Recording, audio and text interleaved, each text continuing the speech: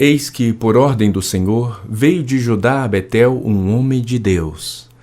E Jeroboão estava junto ao altar para queimar incenso.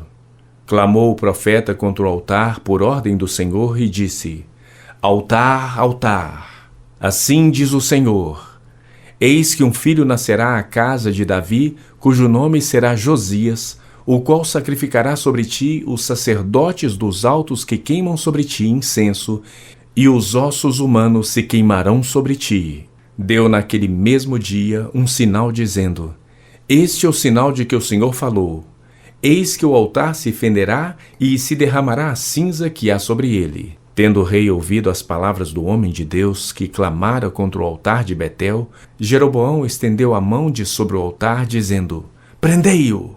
Mas a mão que estendera contra o homem de Deus secou e não a podia recolher. O altar se fendeu e a cinza se derramou do altar, segundo o sinal que o homem de Deus apontara por ordem do Senhor. Então disse o rei ao homem de Deus: Implora a favor do Senhor teu Deus e ora por mim, para que eu possa recolher a mão. Então o homem de Deus implorou a favor do Senhor, e a mão do rei se lhe recolheu e ficou como dantes. Disse o rei ao homem de Deus: Vem comigo à casa e fortalece-te, e eu te recompensarei. Porém o homem de Deus disse ao rei: Ainda que me desses metade da tua casa, não iria contigo, nem comeria pão, nem beberia água neste lugar. Porque assim me ordenou o Senhor pela sua palavra, dizendo: Não comerás pão, nem beberás água, e não voltarás pelo caminho por onde foste. E se foi por outro caminho, e não voltou pelo caminho por onde viera a Betel. Morava em Betel um profeta velho. Vieram seus filhos e lhe contaram tudo o que o homem de Deus fizera aquele dia em Betel. As palavras que dissera ao rei, contaram-nas a seu pai. Perguntou-lhes o pai: Por que caminho se foi? Mostraram seus filhos o caminho por onde fora o homem de Deus que viera de Judá. Então disse a seus filhos: Albardai-me um jumento.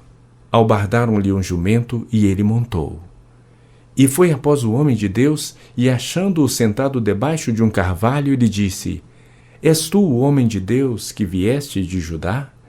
Ele respondeu: Eu mesmo. Então lhe disse: Vem comigo à casa e come. Porém ele disse: Não posso voltar contigo, nem entrarei contigo.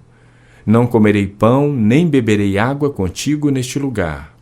Porque me foi dito pela palavra do Senhor: Ali não comerás pão, nem beberás água, nem voltarás pelo caminho por onde foste. Tornou-lhe ele: Também eu sou profeta como tu, e um anjo me falou por ordem do Senhor, dizendo: Faze-o voltar contigo à tua casa, para que coma pão e beba água. Porém mentiu-lhe. Então voltou ele e comeu pão em sua casa e bebeu água. E estando eles à mesa, veio a palavra do Senhor ao profeta que o tinha feito voltar, e clamou ao homem de Deus que viera de Judá, dizendo: Assim diz o Senhor: Por que foste rebelde à palavra do Senhor, e não guardaste o mandamento que o Senhor teu Deus te mandara? Antes voltaste e comeste pão e bebeste água no lugar de que eu te dissera: Não comerás pão, nem beberás água, o teu cadáver não entrará no sepulcro de teus pais. Depois de o profeta, quem fizera voltar, haver comido pão e bebido água, albardou para ele o jumento. Foi-se, pois, e um leão o encontrou no caminho e o matou.